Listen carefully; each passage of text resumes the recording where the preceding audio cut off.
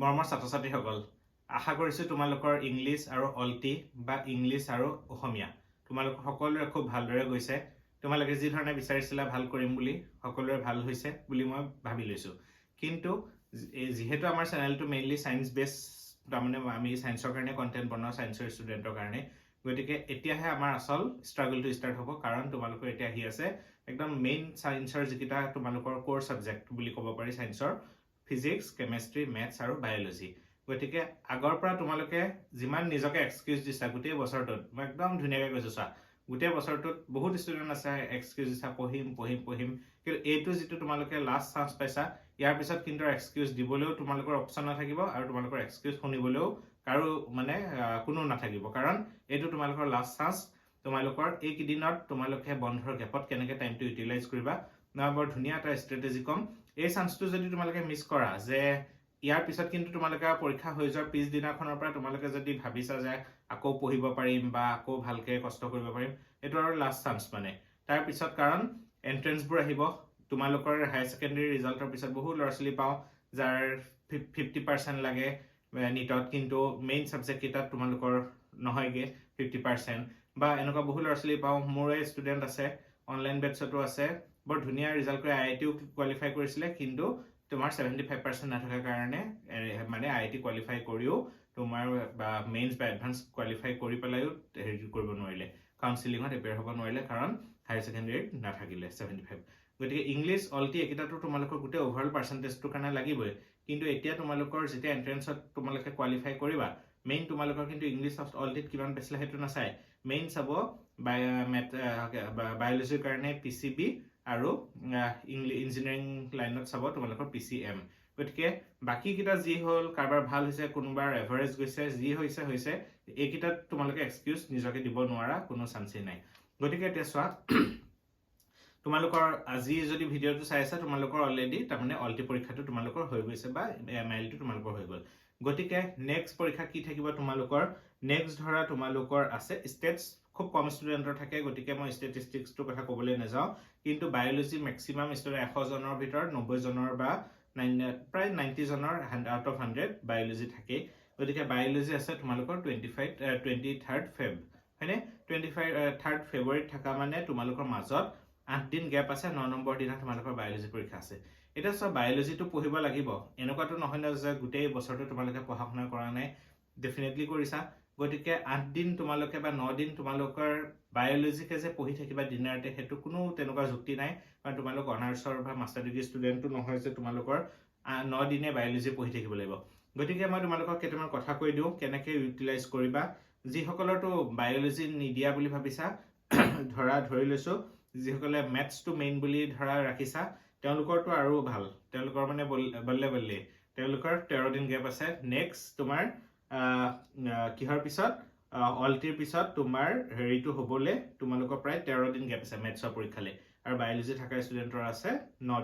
8 দিন গেপ পাছত। গতিকে প্ৰথম 4টা দিন তোমালোকে অকণমান ভালদৰে ইউটিলাইজ কৰিলা, বাকী 4টা দিন পিছত দিনে ৰাতি বায়'লজিয়ে পঢ়া। এতিয়া প্ৰথম 4টা দিন কেনেকৈ ইউটিলাইজ কৰিবা মই সেইটো কৈ আছোঁ। কিয়? কাৰণ চোৱা,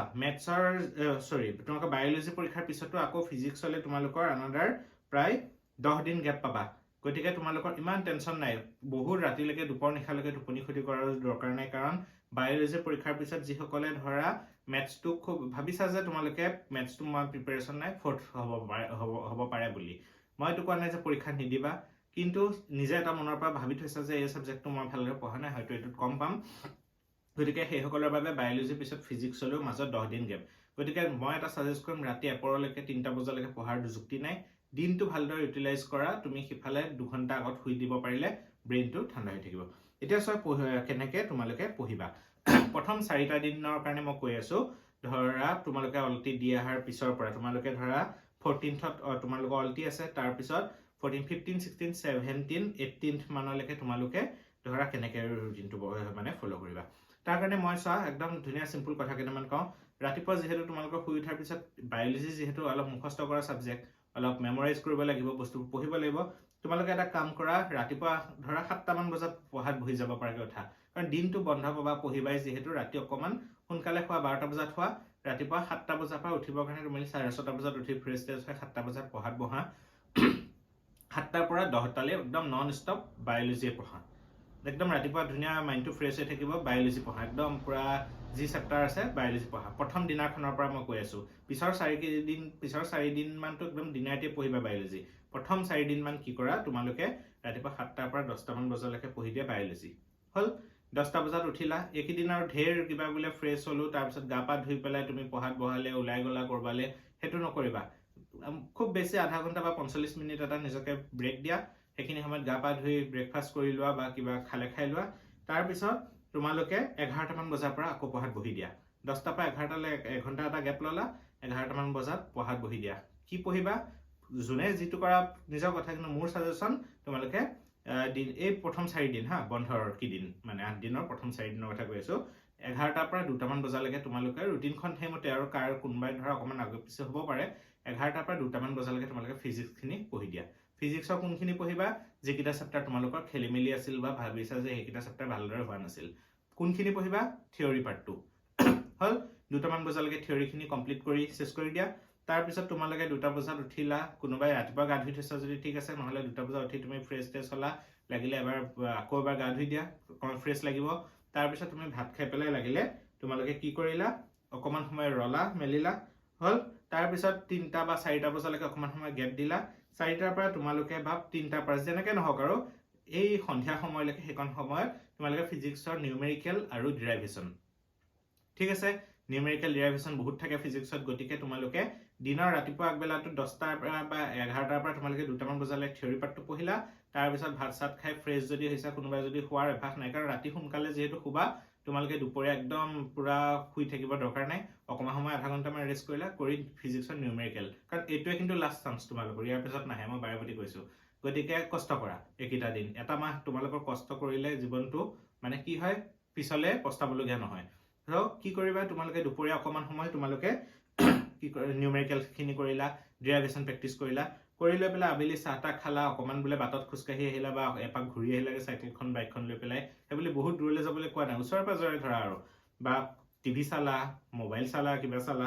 হল তাৰ পিছত তোমালোকে সন্ধিয়াৰ পিছত 6টা মান বজাৰ পৰা তোমালোকে এনেকাকে লবা 6টা 6:30 বজাৰ পৰা ৰাতি ভাত খোৱা সময়লৈকে ধৰা 10টা মান বজাত যদি ভাত খোৱা প্ৰায় 3.5 ঘণ্টা মান সময় একদম পুৰা ভালকে ডেডিকেটেডলি কেমিষ্ট্ৰিক দিয়া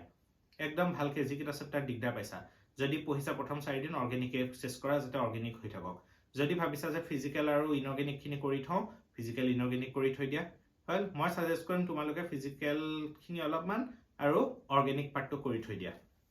ঠিক আছে প্ৰথম 4টা দিন বহুত টাইম কিন্তু সন্ধিয়াৰ পৰা 4 ঘণ্টা গতিকে তোমালোকে হেতু কৰিলা ৰাতি 9:30 10টা বজাত তাৰ পিছত তোমালোকে ভাত খালা অকমান সময় ৰলা ৰৈ পেলাই কি কৰিবা সেই 10টাৰ পৰা 12টালৈ তোমালোক ধৰা অলপ টাইম পাই গলা ভাতটো খাই উঠি বা 10:30 পৰা 12টা 12:30লৈকে আকৌ বায়োলজিটো পঢ়ি দিয়া কোনখিনি পঢ়িবা ৰাতিপুৱা যিখিনি কৰিছিলা সেইখিনি এবাৰ ৰিভাইজ কৰি ওপৰৰ পৰা চাই আৰু নতুন বস্তু অলপ পঢ়ি থৈ দিয়া মানে কি হ'ব তেতিয়া বায়োলজিটো গ্যাপ পৰি নাযায় প্ৰথম 4 দিনতো বায়োলজি পঢ়া গৈ থাকিব ৰাতিপুৱা একদম খোৱা পৰা উঠাৰ পৰা 10টালৈকে বায়োলজি পঢ়িলা আকৌ ৰাতি ভাত খাই পেলাই তোমালোকে 1.5 ঘণ্টা 2 ঘণ্টা যি পালা পঢ়িলা সো 12টা মান বজাত তোমালোকে ধুনীয়াকৈ বিছনাত যোৱা গৈ আকৌ ৰাতিপুৱা উঠি প্ৰথম 4 দিন মান কন্টিনিউ হেতু ৰুটিন ফলো কৰা দেখিবা বায়োলজি আৰু ফিজিক্স তোমাৰ কেমিষ্ট্ৰি আৰু ফিজিক্স হৈ যাব কাৰণ চোৱা বায়োলজিৰ পিছত তোমালোকৰ ফিজিক্সলে মাজত কিন্তু প্ৰায় তোমালোকৰ ধৰা 8-9 দিন গ্যাপ আছে হয়নে গতিকে ফিজিক্সটো তোমালোকে হেকিদিন টাইম পাবা কিন্তু ফিজিক্স আৰু কেমিষ্ট্ৰি মাজত কিন্তু মাজত মাত্ৰ 3টা দিন গতিকে মোৰ সাজেশন তোমালোকে কেমিষ্ট্ৰিটো অলপ টাইমটো বেছি দি ৰাখা যাতে সেই পঢ়ি থোৱা সাবজেক্ট কিটা যাতে পিছত তোমালোকে আকৌ চেপ্টাৰ কিটা নতুনকৈ পঢ়িবলগীয়া বস্তু নাথাকে হৈ থাকে বুজিলা সেই বস্তুটো কৰা তেতিয়া দেখিবা তোমালোকৰ হৈ যাব কাৰণ কেমিষ্ট্ৰিটো একেবাৰে লাষ্টত আছে গতিকে হেকিদিন টোপনি ক্ষতি কৰিলেও ইমান একো হেৰি নহয় 9 তাৰিখৰ পিছত তোমালোকে দিনে ৰাতে শুয়ে থাকিব পাৰিবা হয় নাই একদম ৰিজাল্ট দিয়ালৈকে মানে এইটো কোৱা নাই যে এন্ট্ৰেন্স নাই এন্ট্ৰেন্সটো আছে হেখিনিৰ বেলেগ প্ৰিপাৰেচন থাকিব কিন্তু এটলিষ্ট শুব পাৰিবা ভালদৰে 9 তাৰিখৰ পিছত 9 তাৰিখ ৰাতিৰ পৰা কিন্তু 9 তাৰিখৰ পিছত কিন্তু চান্স আৰু নাহে আকৌ পিছত বুজি পাইছানে মই কি কৈছো গতিকে তোমালোকে হেখিনি কাম কৰা খুব ভালদৰে যাব তোমালোকৰ কাৰণ এবাৰ ৰুটিনখন বৰ ধুনীয়া গ্যাপ পৰিছে বায়োলজি পিছত ধৰা ম্যাথছ যিসকলে দিবা বায়োলজি আৰু ম্যাথছৰ মাজত আকৌ 2-3 দিন গ্যাপ আছে দুইটা সাবজেক্ট ভালকে দিয়া ষ্টুডেন্টও আছে গতিকে তোমালোকে সেই বায়োলজি গ্যাপত তোমালোকে অকমান মিলাই লবা আৰু বস্তুখিনি বুজি পালানে এই গ্যাপটো কিন্তু বৰ ধুনীয়া গ্যাপ যেটো অলটিৰ পিছত বায়োলজিলে আৰু বায়োলজিৰ পৰা ফিজিক্সৰ মাজত যিসকলে ধৰা মেথছটো খুব ইম্পৰ্টেণ্টলি লোৱা নাছিলা সেইসকলে কিন্তু 23rd পৰা 5th মাৰ্চলৈকে প্ৰায় ধৰা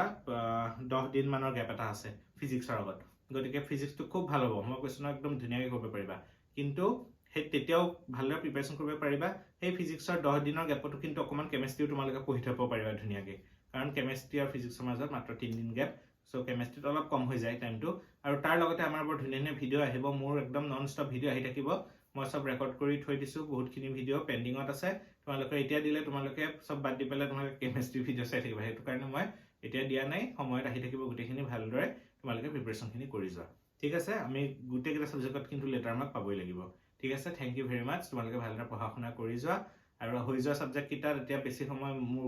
ঘমাই লাভ নাই যিকিটা আহিবলগা আছে সেইকিটা কিন্তু আমাৰ main subject chemistry physics maths biology সেইকিটা আমি ভাল কৰিব লাগিব ঠিক আছে thank you very much for watching